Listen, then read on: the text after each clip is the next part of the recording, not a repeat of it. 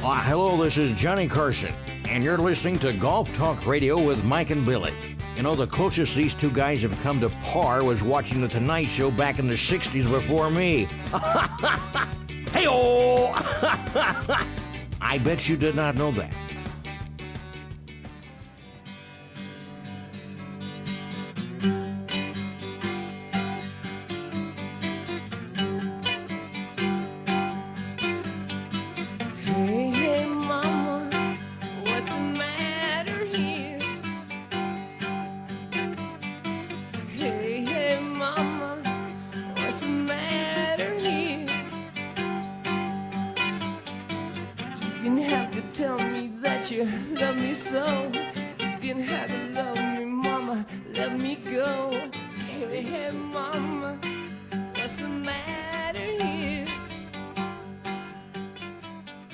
Welcome back in, everybody. Golf Talk Radio with Mike and Billy. In case you're just joining us, we are featuring Led Zeppelin's Physical Graffiti during this show. This might be something we'll have to start doing.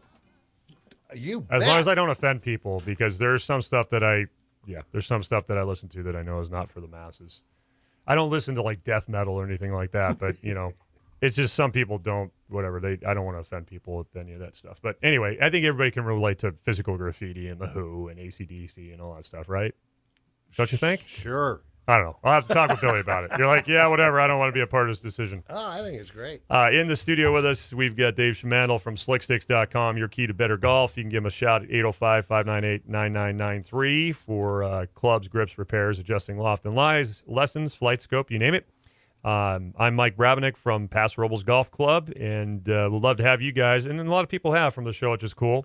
Come visit me at Paso Robles Golf Club. You can call me directly at 805-431-7615. You got a group you want to bring over to Paso Golf Club. Like Dave said about Monarch Dunes, Paso Robles is in phenomenal shape, absolutely amazing. And the golf course has been re-renovated, multi-million-dollar renovation. Got live music on Wednesday nights from 5:30 to 8, indoors and outdoors. And you can call us at 238-4722. For reservations, not only for golf, but reservations for the music. Got a lot of great things going on with the golf clinics with the ladies. Also golf lesson and programs, you name it. First tee's coming up next week. So I start back up with 3 different first tee classes next week at Paso Golf Club. We got like 70-some kids coming through. That's fantastic. Which is awesome. Good for you. And it's nice to take a break, but it's nice to get back. And I don't know, for you, like when you see kids playing and you just see like they're playing because of the game part of it, it kind of just, it reinvigorates me. It makes me like this is really, I just get chills talking about it. It just makes me feel good, you know, to see the kids enjoying it. So you do a good job with them too, Mike. Yeah, it's fun. I learned under Billy, so that's what makes it, like I got to give credit to him, and he gave me the opportunity to the first tee. So you guys want to check out any of those programs, give us a shout, 238-4722. That's area code 805 up at Paso Robles Golf Club. Got to thank McPhee's Grill of Templeton. McPhee'sGrill.com, and hometown cooking through and through. Don't forget McPhee's. Ian has his own butcher shop. You can take home aged Angus ribeye steak or porterhouse or filet mignon, and Ian has his own barbecue sauce as well. McPhee'sGrill.com, 805-434-3204. We give away $25 gift cards to McPhee's Grill all the time. By the way, I got to get you some cards so you and your wife can go to dinner. We took my mom up there a couple of years ago, and it was so good. We got to get you guys back up there for sure. Except at the end of the meal, I asked the girl, I said, can you bring the tab? And she kind of looked at me funny and walked away and came back, and there was no bill or anything. She said, what time you want that cab? She thought I was calling for a cab.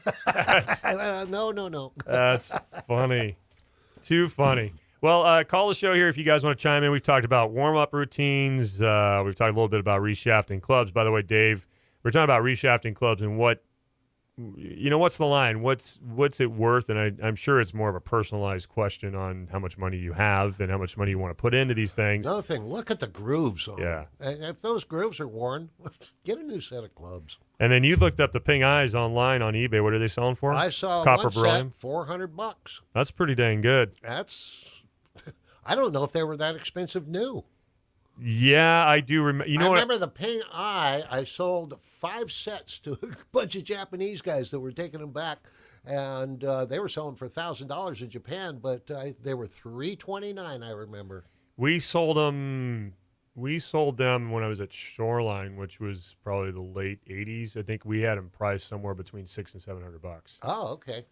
The copper beryllium might even have been 800. They were more. They were more. I think they were 800 and or 800 and 900 for us that we sold them for That was because $100 a club. That we was a lot of only money back we only then. got one. We were only allotted one set per month. Really. And so we would have the same thing you had. I had a guy that would come in. I was only 17. I wasn't doing this whole thing. It was the pro, but at Shoreline at the time. But the guy would come in. He literally was almost like wearing a trench coat and a top hat. And he'd go to the different golf courses. I specifically remember him buying the Ping copper berylliums from us for probably around close to $1,000. And then I remember I asked him, I said, well, what do you sell them for when you get back? He's like, I can sell them for $2,000, Yeah. $2,500. That was amazing. And you know what? I sold 5 sets in one day. The guy came in. There was 4 or 5 of them, and I think one of them spoke English. The others had no chance. But they were all excited, and I said, how many you got? And I looked in the back room, and ended up with 5 sets. And he said, they have to look used. And I said, okay, I guess I could hit some shots with it. Why? Well, because of customs, taking them back. And, no way. I and never so heard said, that. I can do that. And so I hit 2 or 3 shots with every club out in the range. And I was kind of tired. And he said, oh, that's okay. And I said, what do you want me to do? Hit him off the parking lot, just goofing around? And he went, oh, that's a good idea.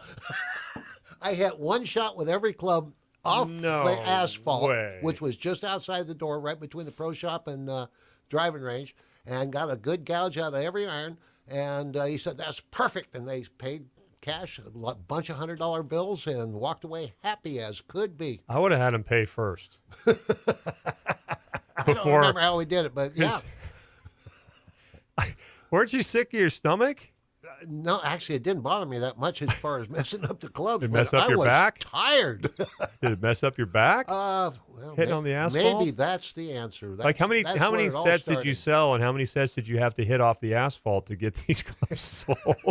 And you're like, here you are. I hadn't thought of that. Here in you are, years, 20 but years yeah, that later, was going, funny. man, my back hurts. I can't figure out why. And we gouged up those things off asphalt, and they got their eyes got bigger, and they got excited, and they said, "Oh yeah, this is good." They took them back home and sold them for a bundle. That's so phenomenal when you think about it. I do remember, like every time we got our allotment that when the Pings came in for the month, Yeah. we weren't even sure if you'd get a copper beryllium set. Like we would put in for him. I remember being with the pro, Oh, and really? he would show me. He'd go, look, I can order 5. Which one should I order? I said, you got to put in for a copper beryllium. And he's like, you sure? I said, definitely. Those 'Cause were hot. I had met the guy that came in and bought them from us. He came in one afternoon when I was in the shop by myself. And so, I was 17, but I thought, well, gosh, the boss is going to be ecstatic about this. The guy wants to buy, the last 3 Ping sets. Whatever you got, they'll take. So You there's at that time that was $2,400, $800 a set roughly after with bunch of tax. money. And he flipped the money out like no problem. Yep. And so I remember when Dave came in, the pro, and he's like, well, where are all the Ping sets? I go, I sold them. He goes, what? And I think he thought I'd give them away on a discount. I said, no, I sold them for what they were. Did you get a commission? Yeah, I get. Good. Yeah, you get a commission for that. I don't remember what it was. I mean, it wasn't huge, but it was something. 5%. Yeah, because we had to great. do the old. It's totally old school. Remember the tickets, the triplicate type tickets, and Oh, you yeah. could have them in that little box, and you'd write, and then they'd slide. They had the little thing that Yeah. you pushed, and they came. The little. I know This what is you're great talking- for radio. Yeah. This little. They the kind of little. looked like that, and they were about that big. It was almost Yeah. like, and they move almost like an Etch-a-Sketch, It but was it would great. move the paper through. Uh-huh. Yeah. So you would put your name on the top, and you put your, put all that on there, and We had one of those for cart rentals, I remember. And when you get a portion of the carts, that was important. really, Oh yeah. that's actually, I remember that too. At golf courses, well, you know what? When I was at Shoreline, they had those too. They were separate little tickets that every time someone rented out a cart, They had to sign they for had it. a sign for it. The cart number had to be on it. The date had to be on it. Yep. Now places I work at, it's like one sheet everybody signs. Like And- there's 25 Well, signatures. and pros don't get Yeah, cart money anymore either. baloney. Those were good days. I never experienced that, It was unfortunately. It was nice. So I can imagine. I totally imagine. Hey, we got about 5 minutes. So we got to Oh, take you're our kidding. last break here, Holy and then. cow. But I wanted to throw out there because I had some people ask, and it seems like to be a big topic. I don't know if it's because it's the time of the year and things have been growing really fast, for the time of the year that we're in. Yeah. And, courses are fertilizing more. They're getting ready to probably get ready to airify and stuff. Suggestions for reading greens. What's your best suggestion for reading greens? Jeez. Common sense. If we had a big storm come down and pour on the green 2 inches of rain, where would the water go? I don't know. It's a tough one to answer. I agree with Now you. you start looking for grain, and I think people overread greens too often. As soon as you knock the ball on the green, you might be 200 yards away, but start paying attention to where your ball is, where the pin is. Look at where drainage would go on that green, and you get a pretty good idea already before you're even within 100 yards of the green of what the ball will do. Yeah. Yeah. Well, and speaking of warm-ups, I think there's a couple things you can do to kind of address what you mentioned, which I don't think a lot of people take into consideration, is every golf course is different, but even the golf course you play a lot changes every day. Every day. Depending on whether they're mowing lower, whether they're not mowing less. They might, depending on the weather conditions. You look at what's happened with our weather here. Guy up on the roof over there. Sorry, got sidetracked. Someone up on a You roof out of the corner of my scared me. eye kind of scared me. But depending on like the weather, so we've had a lot of humidity and a lot of heat. I mean, all up and down this county. Ooh, fungus and stuff. Yeah, and you get funguses on the green, and golf superintendents have to take different actions, Oh, you and bet. different plans, and all that stuff. I've always found one thing you can do is either one is walk the green. You can feel if it's Feel it in squishy your or if it's feet. firm. Another one is you can take the ball in your throwing hand, kind of get down on near one knee. You don't have to touch the ground with your knee, but get down there and roll the ball with your hand Sure. to maybe like a 10, 15-foot putt, distance 25 feet, 35 feet. And the reason for that is you'll start feeling like how much swing in your arm that you actually have to create to have the That's ball good. go. And then you can take that same motion and put a putter in your hand and do the same thing. You can get 15 feet from a hole and start looking at the hole with putts. And all you're doing is you're trying to find the right hand-eye coordination, the right distance the or length speed. of the stroke for the speed. You know Yeah. what I do? Is when I first get on a putting green before I play, to feel the speed of the green, I don't even aim at a hole. Yeah, that's a good one. I start on the fringe, aim at really the good one. fringe on the other side, and I'm not thinking anything about direction. I just try to lag it up. When you play pool and you kind of lag to see Yeah. who breaks first? Yep. Just do something like that. I try to get as close to the fringe as I can, and I'll hit a couple of putts, and, let's say it's uphill. Then I go from there and hit back.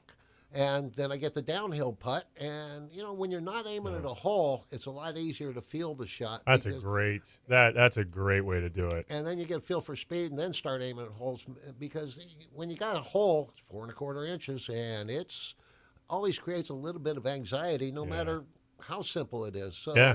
just get that out of the mind and just feel for the speed, and it works pretty good. That makes perfect sense. Perfect sense. Great putting tips on how to read greens. But that was a good one. That is good. We're going to take our last break, believe it or not. We're coming down to the wire here. Let's skip it.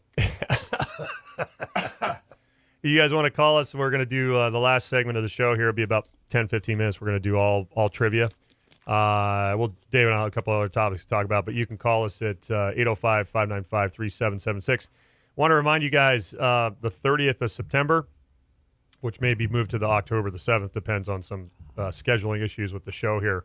We're going to draw the winner of the Orange Whip Wedge Trainer. I want it. And you want to go to golftalkradio.com, Okay. fill out the trivia form Yes, sir. on the homepage. Okay. It's free.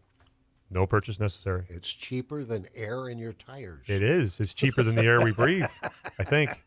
And all you guys got to do is enter. Say you want to be entered into the Orange Whip Wedge contest. Say that real fast. Orange Whip Wedge contest. Come on, Bugs Bunny. Say it again. I can't do it. And it's free, so we want you guys to sign up, and we'll draw the winner either on the 30th of September or the 7th of October. And visit golftalkradio.com today to do that. You're listening to Golf Talk Radio with Mike and Billy, and Dave Shamandel is in the house with me here, helping co-host the show. Call us again, 805-595-3776 for the last portion of the show. We'll do some trivia and give away some great prizes. Stay with us.